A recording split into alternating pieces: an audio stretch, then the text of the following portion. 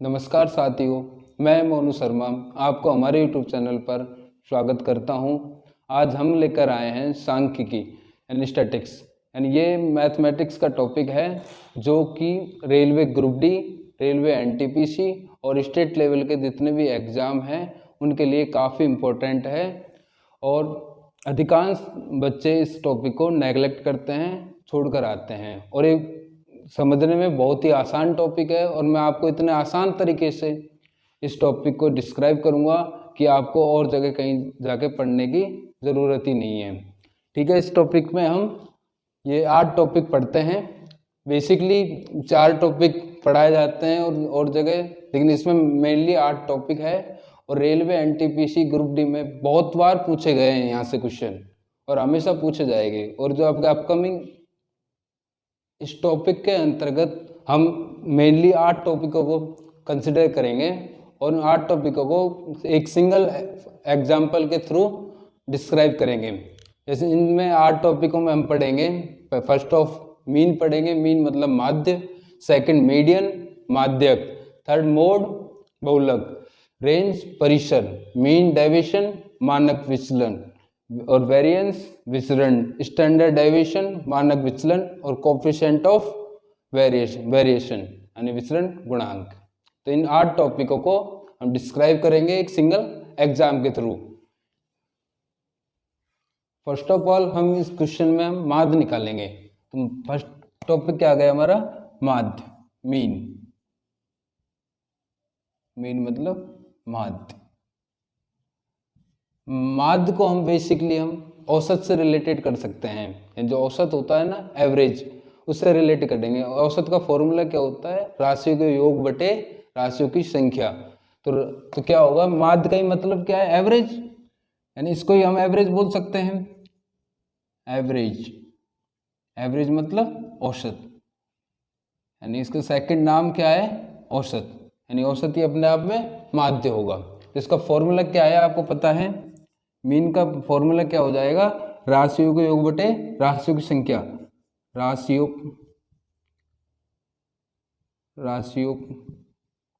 का योग बटे राशियों की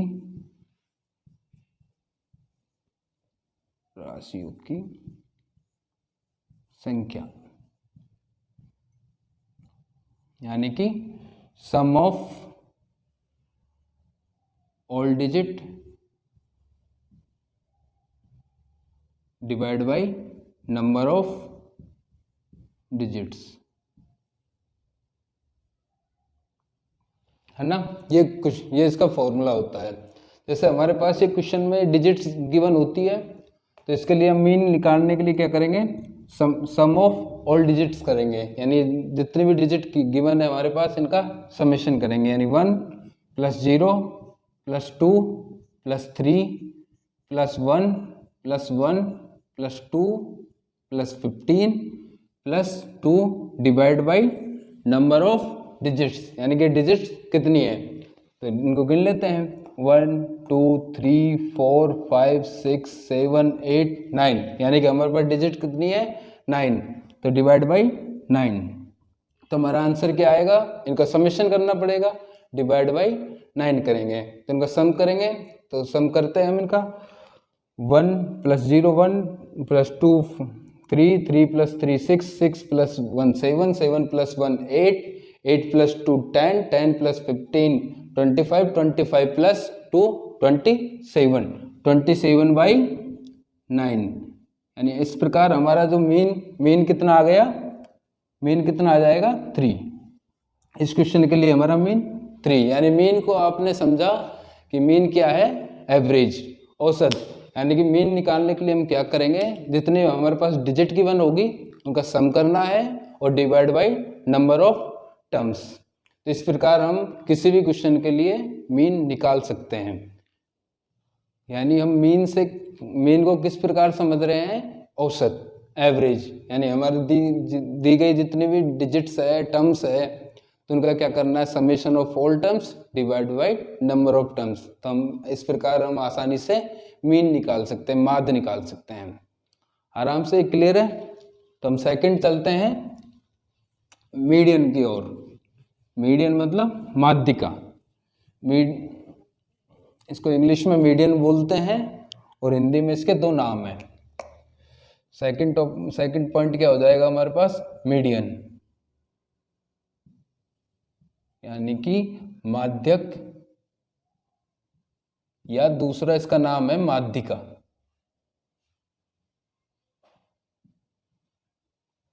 तो माध्यिका से आप क्या समझेंगे, माध्यिका से समझेंगे जितने भी हमारे पास टर्म्स है, जितने भी डिजिट्स है, टर्म्स है, कुछ भी बोल दो इनको, तो इनको क्या करना है, असेंडिंग या डिसेंडिंग ऑर्डर में अरेंज करना है, यानी कि आरोही क्रम या अवरोही क्रम, यानी घटते हुए क्रम या बढ़ते हुए क्रम, जो जैसे आपकी सहूलियत हो उस हिसाब से अरेंज कर सकते हो। मैं इसको बढ़ते हुए क्रम में अरेंज कर रहा हूँ, जैसे असेंडिंग ऑर्डर में। तो असेंडिंग ऑर्डर में बढ़ते हुए क्रम में अरेंज करेंगे तो इसमें क्या करना है, सबसे छोटी टर्म्स को पहले लिखना है, फिर उससे बड़ी, ऐसे करके इसको बढ़ते हुए क्रम में अरेंज करना है। जैसे मैं इन टर्म्स को लिखना चाहूँगा तो कैसे, सबसे छोटी टर्म्स क्या है इसमें, zero, first of all zero. Zero के बाद जीरो से बड़ी टर्म्स क्या है इसमें, कौन से टर्म्स दिख रहे हैं, वन। वन कितनी बार है, एक दो तीन, तीन बार, तो वन तीन बार आ जाएगा ऐसे। तो वन के बाद टू, टू भी यहाँ पे थ्री टाइम्स है, इसमें गलती नहीं करनी है आपको।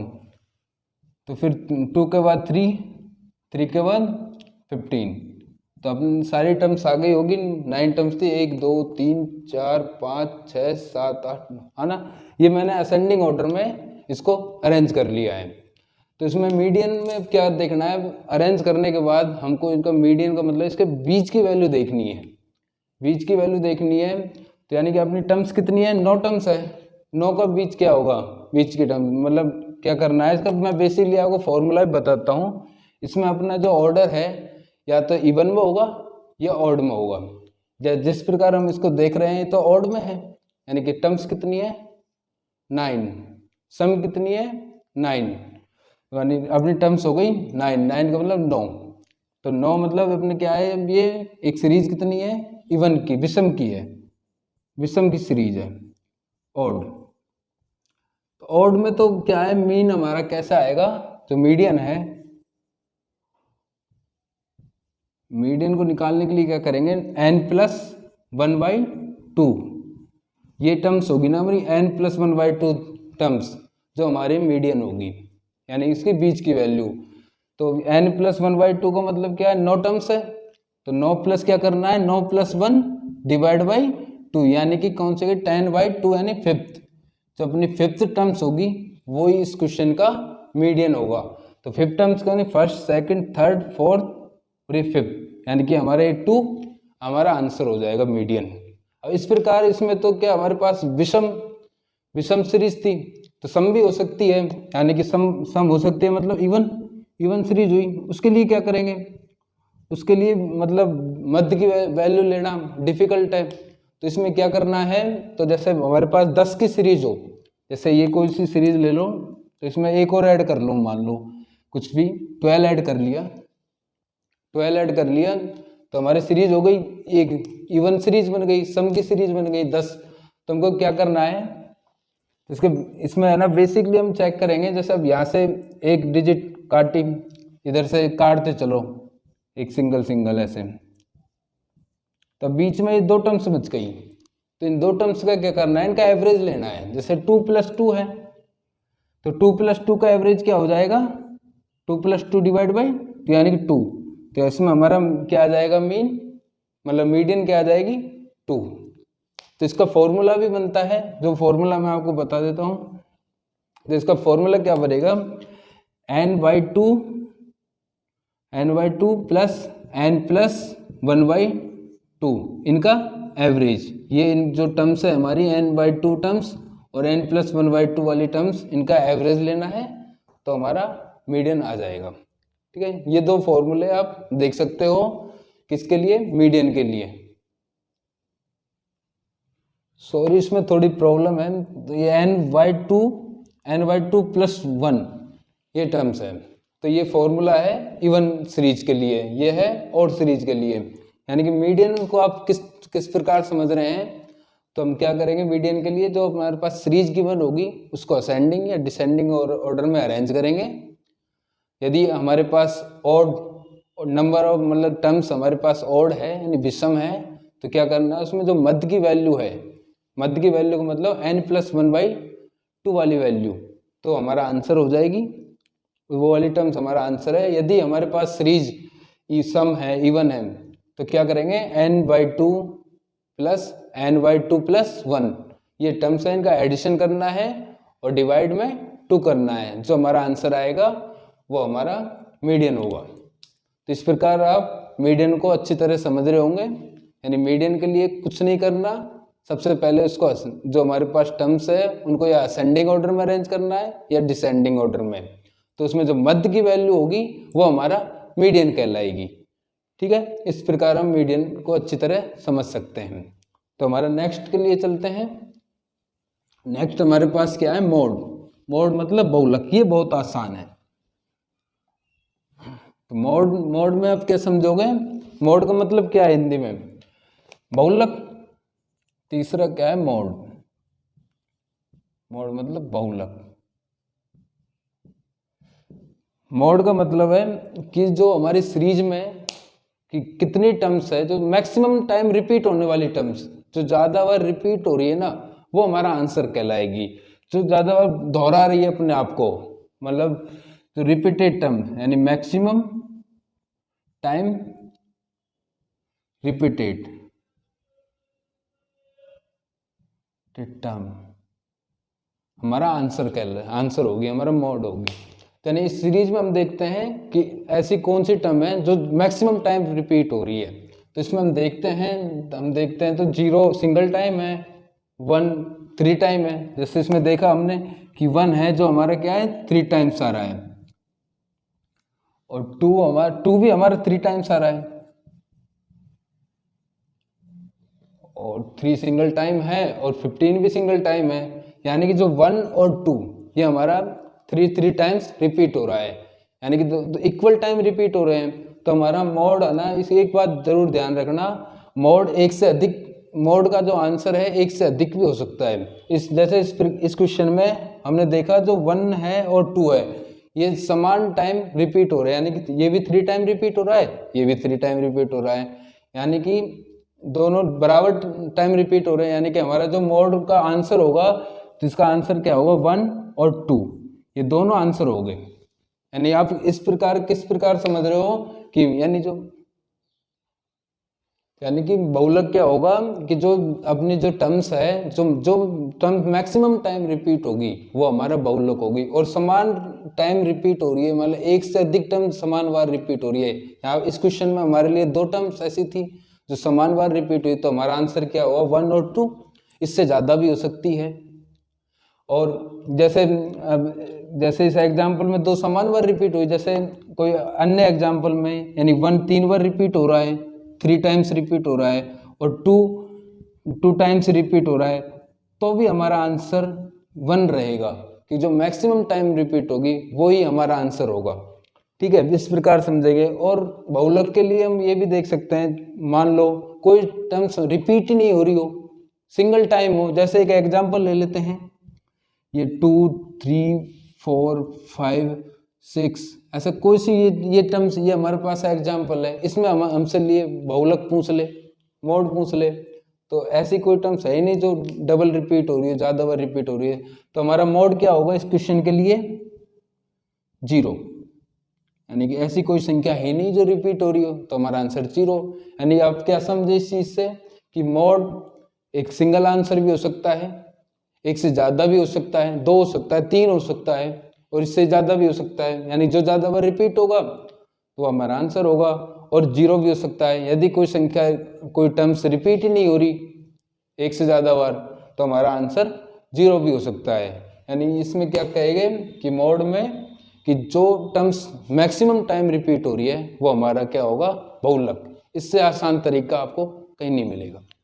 ठीक है, तो अब चौथी चीज, रेंज। रेंज मतलब परिसर। तो इसको समझते हैं।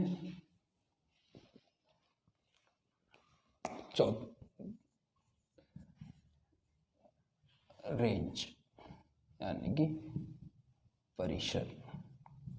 रेंज क्या है? रेंज क्या है? जो हमारी जो सीरीज है, जो ये श्रृंखला गिवन है, इसमें आपको मिनिमम वैल्यू पकड़नी है और एक मैक्सिमम वैल्यू पकड़नी है।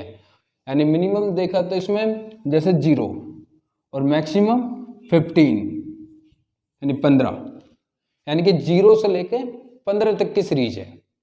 मतलब परिसर का मतलब रेंज समझ रहे हो, 0 से 15, यानी कि इसका जो हमारा रेंज को निकालेंगे उसके लिए क्या करेंगे, maximum term minus minimum term हमारी रेंज रहेगी।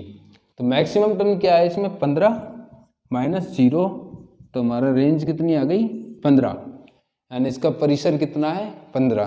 तो रेंज के लिए आप क्या समझे, जो हमारी श्रृंखला में जो मिनिमम वैल्यू है और जो मैक्सिमम वैल्यू है उनके बीच का अंतर ही हमारा क्या है, परिसर, रेंज है। तो ऐसे रेंज आपका क्लियर हो गया होगा। अब हम चलते हैं नेक्स्ट 5th टॉपिक पर। 5th क्या है हमारे पास, 5th है मीन डेविएशन। ये बहुत इंपॉर्टेंट है, मीन डेविएशन यानी कि माध्य विचलन।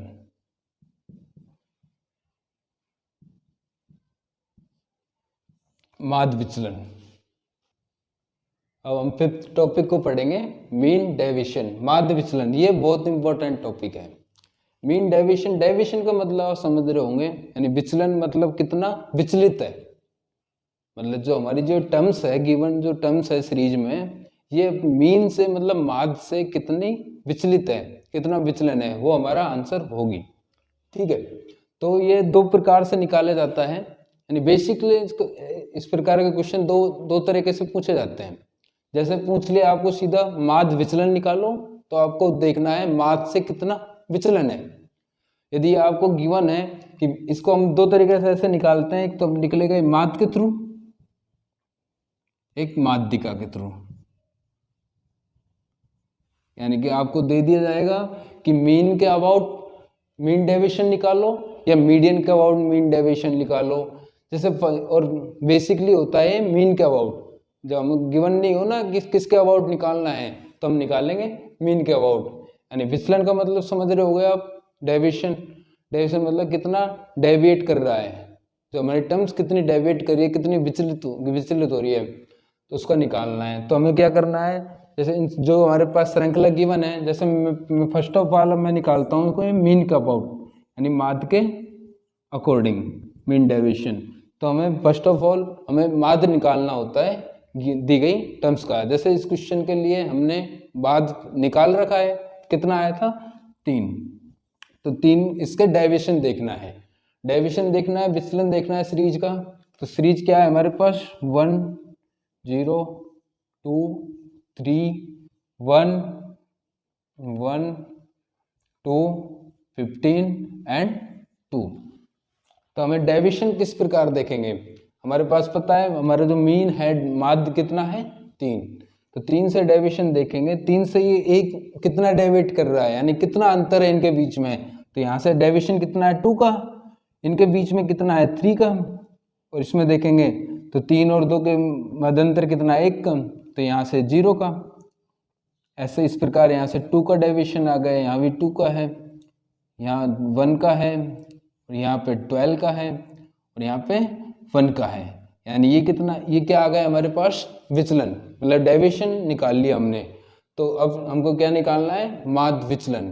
तो माध्य विचलन का फॉर्मूला यही होता है, जो हमारा जो डेविएशन आया है इनका क्या करना है, सम करना है, यानी इनका ऐड करना है और divide by number of terms. तो इनको ऐसे ऐड कर देना है, सब सारी टर्म्स को ऐड करेंगे और divide by number of term. जैसे कि इस प्रकार इस क्वेश्चन में हमारे टर्म्स कितनी है, 9, तो डिवाइड बाई 9 करना होता है। तो इनको ऐड करेंगे तो 2 और 3 5 5 प्लस 1 6 6 प्लस 2 6 प्लस 2 8 2 8 प्लस 2 10 और 10 प्लस 1 11 11 प्लस 12 हो गया 23 23 प्लस 1 24 24 डिवाइड बाई 3। तो डिवाइड बाई 9, तो ये हमारा क्या आ गया, माध्य विचलन। तो हमारा आंसर इस प्रकार फ्रैक्शन में भी गिवन होता है या पॉइंट में भी निकाल सकते हैं, है ना। जिस प्रकार जो हमारे पास ऑप्शन है उस प्रकार हम आंसर निकाल लेंगे। यानी ये हमारा माध्य विचलन किसके अबाउट आया है, ये माध्य का अबाउट आया है, यानी मीन का अबाउट। और सेकंड क्या है, हम निकालेंगे इसको माध्यिका का अबाउट। माध्यिका का अबाउट मतलब हमारे मीडियन का अबाउट। तो मीडियन का अबाउट भी निकाल सकते हैं। मीडियन के लिए क्या है, जिस प्रकार इसमें हमने कि विचलन देखा माध्य का अबाउट, जिस प्रकार हमने देखा इसमें माध्य का अबाउट, तो अब देख लेंगे माध्यिका का अबाउट। तो फर्स्ट ऑफ ऑल हम क्या करेंगे, इसकी माध्यिका निकालेंगे। माध्यिका निकालना हमको आता ही है। क्या करेंगे, इसको असेंडिंग ऑर्डर में अरेंज कर देंगे या डिसेंडिंग ऑर्डर में अरेंज कर देंगे, और जो हमारी बीच वाली टर्म्स होगी वो हमारी क्या होगी, माध्यिका। जैसे इस प्रकार ये क्वेश्चन है, इसमें हम क्या करेंगे, जैसे मैं इसको असेंडिंग ऑर्डर में अरेंज करना चाहूँगा तो कैसे अरेंज करूँगा, 0 1 1 1 2 2 2 3 एंड 15 सारी टर्म्स लिख ली मैंने असेंडिंग ऑर्डर में। तो देख टर्म्स कितनी हमारी 9 टर्म्स है। 9 का मतलब ऑड है, यानी विषम टर्म्स है। विषम का मतलब बीच वाली टर्म्स हमारे आंसर होगी। तो बीच वाली terms n+1 divide by 2, 9 + 1 divide by 2 क्या आएगी, फिफ्थ टर्म्स। जो हमारी फिफ्थ टर्म्स होगी वही हमारे आंसर होगी, यानी 2। यानी हमारे यहाँ से माध्यिका क्या थी, 2। और हम अब क्या करेंगे, माध्यिका अकॉर्डिंग इसका डेविएशन देखेंगे, विचलन देखेंगे। तो विचलन देखेंगे तो सीरीज देख लो एक बार। सीरीज क्या है, 1 है, 0 2 3 1 1 2 15 एंड 2। ये हमारे पास सीरीज है। इसका डेविएशन चेक करते हैं माध्यिका अकॉर्डिंग। तो माध्यिका जो हमने अभी सीरीज लिख दी, इसका डेविएशन चेक करेंगे माध्यिका के अकॉर्डिंग। वो डेविएशन मैं यहाँ पे लिख रहा हूँ थोड़ा रफ करके। अब डेविएशन देखते हैं माध्यिका अकॉर्डिंग। तो 1 का डेविएशन कितना है, 2 से 1 है। 0 का 2 से प्लस एडिशन करना है डेविएशन का सबका। तो 0 से 2 का 2, 2 से 2 का डेविएशन 0, तो 3 से 2 का 1। इसी प्रकार आगे 2 2 1 0 और ये मतलब 13 और ये 0। ये सारे डेविएशन चेक कर लिए हमने। और डेविएशन को ऐड करना है और divide by number of terms, यानी कि 9। इनको ऐड करते हैं। तो 1 + 2 3, 3 + 1 4, 4 + 2 6 और 6 + 2 8, 8 + 23 कितना हो जाएगा हमारा, 21। 21/9। तो हमारा आंसर क्या आ गया, 3। यानी माध्यिका का अकॉर्डिंग। ये गलत है, मैं 7 समझ गया था। तो इसका आंसर क्या आएगा, इसको 3 से काट सकते हैं। तो ये 7 टाइम्स और ये 3, 7/3। तो हमारा क्या आ गया, जो मानक माध्य विचलन है अबाउट माध्यिका 7/3। तो इस प्रकार हम निकाल सकते हैं। यानी माध्य विचलन 2 तरह से निकलता है। फर्स्ट ऑफ ऑल माध्य के अकॉर्डिंग, सेकंड माध्यिका के अकॉर्डिंग। यदि आपको गिवन नहीं है किसके अकॉर्डिंग निकालना है, तो हमको माध्य के अकॉर्डिंग निकालना है। यदि आपको क्वेश्चन में मेंशन है कि माध्यिका का माध्य विचलन ज्ञात करो, तो आपको माध्यिका के अकॉर्डिंग माध्य विचलन निकालना है। यानी विचलन का मतलब समझ रहे हो, डेविएशन, यानी कितना अंतर आ रहा है अकॉर्डिंग टू माध्य या माध्यिका। तो सारा डेविएशन चेक करना है और डेविएशन को सम करना है, ऐड करना है और divide by number of terms करके हम आराम से माध्य विचलन निकाल सकते हैं। इस प्रकार हम माध्य विचलन को सॉल्व आउट कर सकते हैं। ठीक है, फिर आगे चलते हैं। आगे हमारा 6 नंबर का टॉपिक होगा वेरिएंस, विचरण। 6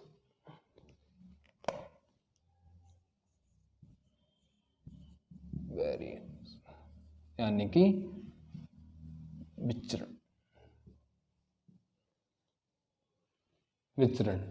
तो वेरिएंस को हम चेक करेंगे। वेरिएंस के लिए हमें माध्य विचलन के बारे में जानना अत्यधिक आवश्यकता है, इसलिए हमने माध्य विचलन को पहले पढ़ा, फिर लास्ट में हम वेरिएंस पढ़ रहे हैं।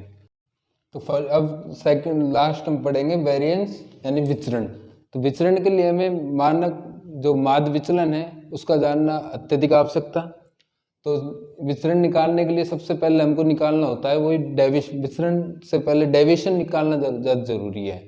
तो डेविएशन कैसे निकलेगा, सबसे पहले माध्य निकालेंगे। जैसे सीरीज के लिए माध्य क्या था हमारे लिए, जो माध्य था, माध्य हमारा आया था 3, है ना। तो इनका क्या करेंगे, पहले डेविएशन निकालेंगे, यानी कितना विचलन है। तो डेविएशन यानी प्रत्येक टर्म्स का देखना है कि इससे माध्य से कितना विचलन है। तो इसका सबका मैं विचलन निकालता हूँ। जैसे 3a1 का 3 से कितना डेविएशन है, 2 है। 0 का 3 से 3, 2 का 3 से 1, ऐसे ही 3 का 3 से 0 हो गया। ये 2 प्लस 1 प्लस 12 प्लस 1। तो ये जितना भी हमारा डेविएशन आया है इन सारे टर्म्स का स्क्वायर करना है आपको, सीधा डायरेक्ट ऐड नहीं कर देना है। इस प्रकार इस सारे टर्म्स का स्क्वायर करके लिखना है, इस प्रकार। फिर उनको इस प्रकार ऐड करके divide by number of terms. Number of terms कितने हैं, 9।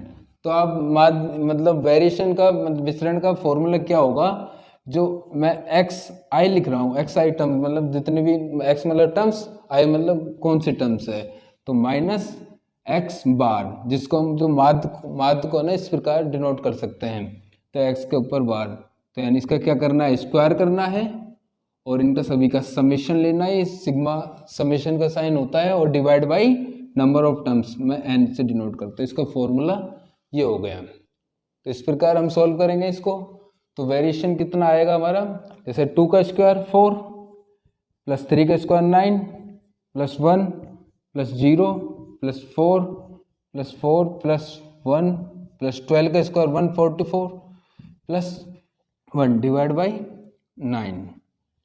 तो इनको ऐड करके डिवाइड बाई 9 करता है। हम इसको ऐड करते हैं, जैसे ये 13 और 1 14, 14 और 4 18, 18 और 4 22, 22 1 23, 23 1 24, 24 और 144 ऐड करेंगे तो 8 और 6 और 1 168 डिवाइड बाई 9, ये हमारा आंसर होगा।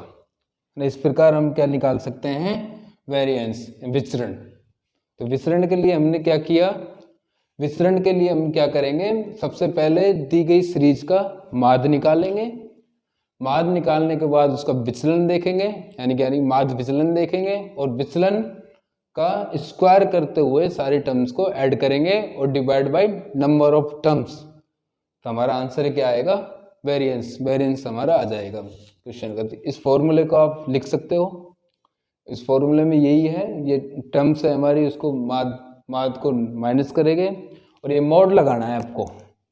मॉड मतलब ये नेगेटिव पॉजिटिव हो सकता है, लेकिन हमको लेना क्या है, जैसे पॉजिटिव।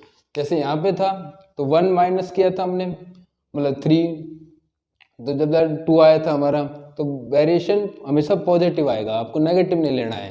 तो हमें सारे पॉजिटिव टर्म्स लेनी है, उनका फिर स्क्वायर करना है। ये बात समझ आ रही होगी आपको। तो इस प्रकार आप विचरण निकाल सकते हो। ठीक, तो अब नेक्स्ट चलते हैं। अब विचरण से रिलेटेड है अगला टॉपिक हमारा 7th क्या है, स्टैंडर्ड डेविएशन।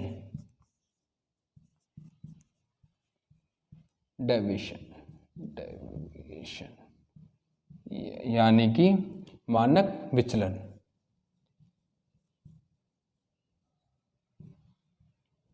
ये कुछ नहीं होता, इसको निकालने के लिए सबसे पहले हमें विचरण आना चाहिए।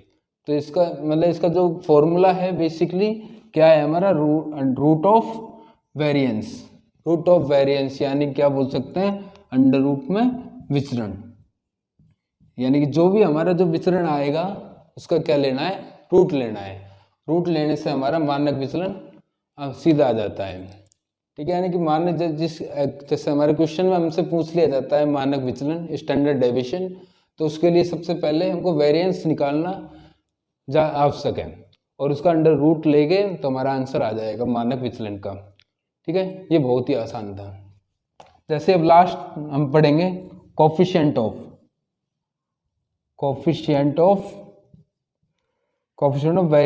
वेरिएशन, यानी कि मानक विचलन गुणांक, ये एक तरह का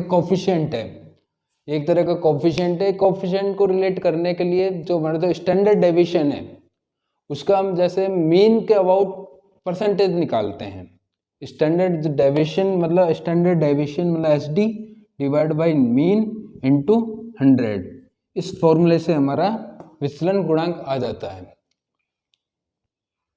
जैसे S D upon M into 100, S D क्या है? स्टैंडर्ड डेविएशन मानक विचलन, और एम मीन यानी माध्य, ये हमारा माध्य है, और एस डी मतलब स्टैंडर्ड डेविएशन यानी मानक विचलन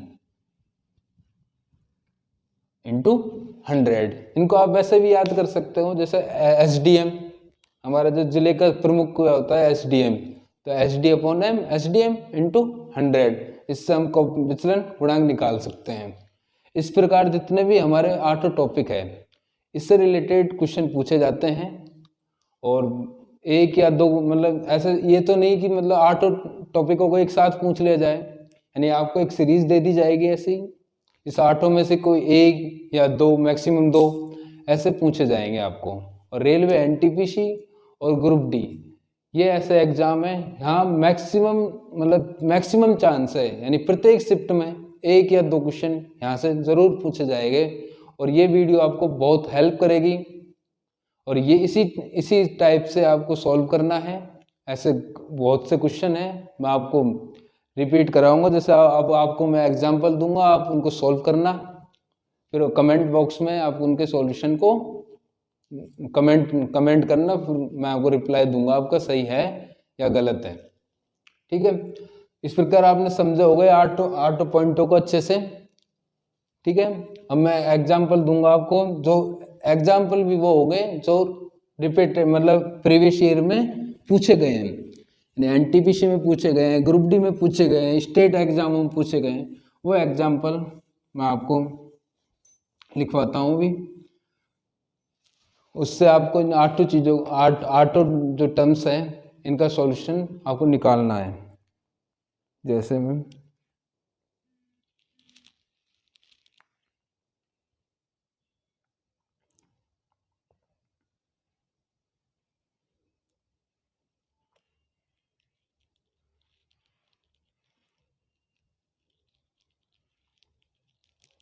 जैसे आपके आरआरबी एनटीपीसी 2016 का एग्जाम है, आरआरबी एनटीपीसी 2016 में पूछा गया क्वेश्चन था कि आपको एक सीरीज गिवन है 8, 6, 8, 7, 8, 6, 8, 7 एंड 6, ऐसे सीरीज गिवन थी, और इसका पूछा गया था आपको बहुलक एंड माध्यिका, ये आपसे पूछी गई थी। जैसे आपको ऑप्शन भी गिवन है, फर्स्ट ऑप्शन है 7 and 8, second 6 and 7, third option है आपके पास 8 एंड 7, और फोर्थ ऑप्शन है हमारे पास 6 एंड 8। यानी कि ये क्वेश्चन आपके आरआरबी में पूछा गया है, एक सीरीज गिवन है और आपसे 2 टर्म्स पूछ ली गई है, एक बहुलक एक माध्यिका। जैसे बहुलक को हम समझते हैं, ये कितना आसान क्वेश्चन है। बहुलक मतलब जो मैक्सिमम टाइम रिपीट हो रही है वो टर्म्स, तो हमारा क्या होगा? बहुलक होगा। जैसे इसमें देखते हैं, इसमें हमको नजर आ रहा है जैसे 8 है, ये 4 टाइम रिपीट हो रहा है, 6 है ये 3 टाइम रिपीट हो रहा है, 7 2 टाइम रिपीट हो रहा है। यानी मैक्सिमम टाइम कौन सी टर्म रिपीट हो रही है? मैक्सिमम टाइम 8 रिपीट हो रहा है 4 टाइम। तो हमारा जो बहुलक है यानी मोड है क्या हो जाएगा? 8। तो हमारा ऑप्शन देखेंगे, एक ही ऑप्शन है जिसमें बहुलक 8 है, तो हमारा सीधा आंसर क्लिक कर सकते हैं। लेकिन हम माध्यिका को भी चेक कर सकते हैं। माध्यिका क्या होती है, माध्यिका कैसे निकालते हैं हम कि सीरीज को असेंडिंग या डिसेंडिंग ऑर्डर में अरेंज करना है और जो बीच वाली टर्म्स है वो हमारा आंसर होगी। जैसे इस प्रकार इसको देखते हैं, इसको असेंडिंग ऑर्डर में मैं अरेंज कर रहा हूँ। जैसे सबसे छोटी टर्म 6 है, 6 3 टाइम्स रिपीट हो रही है, फिर 7 है 2 टाइम्स और 8 टाइम्स, 8 है 4 टाइम्स। फिर कितनी टर्म्स है, 3 4 5 6 7 8 9 टर्म्स है। तो हमारा आंसर क्या होगी यहाँ पे, फिफ्थ टर्म्स। फिफ्थ टर्म मतलब बीच की वैल्यू 7, यानी हमारा आंसर क्या आ गया 8 एंड 7। जैसे इस प्रकार और भी हमारे पास क्वेश्चन है जो पूछे गए हैं आरआरबी में, रेलवे में, ग्रुप डी, एनटीपीसी, जितने भी एग्जाम है वो आपको सॉल्व करने हैं। जैसे क्वेश्चन दे रहा हूं मैं आपको 11 7 10 13 और 9, इसका क्या बनाना है, मानक विचलन। इस सीरीज का मानक विचलन बताना है, यानी स्टैंडर्ड डेविएशन बताना है आपको। ये भी पूछा गया है आरआरबी एनटीपीसी में 2016 में ये क्वेश्चन पूछा गया है। ये आपको सॉल्व करना है और कमेंट बॉक्स में इसका आंसर कमेंट करना है।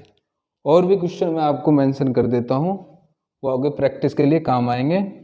जैसे अगला 5 3 6 9 11 19, ये आपके पास एक सूची है, श्रृंखला है, इसकी आपको माध्यिका बतानी है। माध्यिका ये भी आरआरबी एनटीपीसी में भी पूछा गया क्वेश्चन है 2016 में, ये बताना है आपको। और 2-3 क्वेश्चन है जो इम्पोर्टेंट है, वो भी आपको मैं मेंशन कर देता हूँ।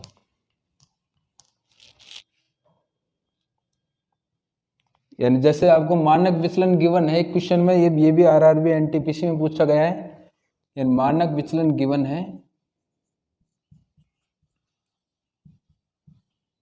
कितना है 6.5, और आपसे पूछ लिया इसमें विचरण, ये आपसे पूछ लिया। ये आरआरबी एनटीपीसी 2016 में पूछा गया क्वेश्चन है। और आपको इसका रिलेशन मैंने अभी बताया था आपको, जो मानक विचलन है, जो वेरिएंस का क्या है, रूट होता है। यानी मानक विचलन क्या है, वेरिएंस का रूट ऑफ वेरिएंस। तो वेरिएंस क्या आ जाएगा, जो हमारा जो मानक विचलन है मतलब स्टैंडर्ड डेविएशन है उसका स्क्वायर, इसका स्क्वायर आ गया, मतलब क्या आ जाएगा हमारा आंसर 6.5 का स्क्वायर, जो कि होता है हमारा 22.25। ये हमारा आंसर आएगा। बहुत आसान है, पढ़ लिया तो एक बार। फिर इसी प्रकार एक और क्वेश्चन पूछा गया था उसी सीरीज में एनटीपीसी 2016 में, सेम इसी प्रकार का क्वेश्चन था, उसमें भी मानक विचलन गिवन था। वो गिवन था आपका 7 और उसमें विचरण पूछ रखा था। तो विचरण क्या होगा इसका, मानक विचलन का स्क्वायर, यानी 7 का स्क्वायर 49। इस प्रकार आप और भी क्वेश्चन देख सकते हो और सॉल्यूशन आपको इसी प्रकार करना है जिस प्रकार मैंने आपको समझाया है। और ये सबसे बेस्ट तरीका है इस प्रकार के क्वेश्चन को सॉल्व करने का, और बहुत आसान तरीके से आप इनका एक्यूरेट आंसर निकाल सकते हो। और एनटीपीसी और ग्रुप डी में संभवता है कि हर शिफ्ट में 1 या 2 क्वेश्चन इस टॉपिक से जरूर पूछे जाएंगे। धन्यवाद।